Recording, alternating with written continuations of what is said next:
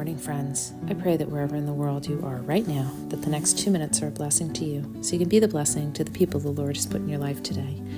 So, this week, my mom and I went out to lunch to this place that was recommended by a friend, a little tiny hole in the wall, and I mean that in the best way possible. It was just wonderful food, and we walked in, and it's very, very small. There are probably only 5 or 6 tables in this place, and 2 or 3 of the 6 tables had a reserved sign on them. Anyway, we sat down at one that was open, and we started eating, and the food was delicious, and we were having such a great time, my mom and I.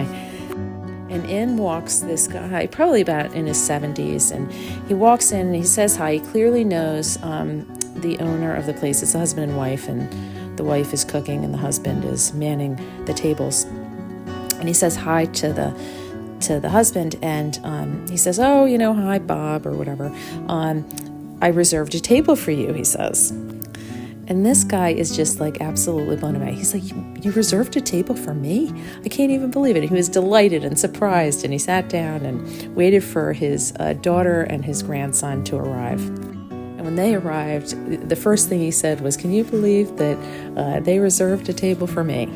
And it just reminded me, because literally that morning I had been reading the beginning of 1 Peter, and in 1 Peter chapter 1, verse 4, so beginning in verse 3, it reads, "Blessed be the God and Father of our Lord Jesus Christ. According to his great mercy, he has caused us to be born again to a living hope through the resurrection of Jesus Christ from the dead, to an inheritance that is imperishable, undefiled, and unfading, kept in heaven for you." And I was just so struck, because if you read in the King James Version, it reads "reserved in heaven for you." And I don't know, I was just thinking about this term, and I was thinking about reserved and what it means to be reserved, and the fact that God has reserved our salvation in heaven for us.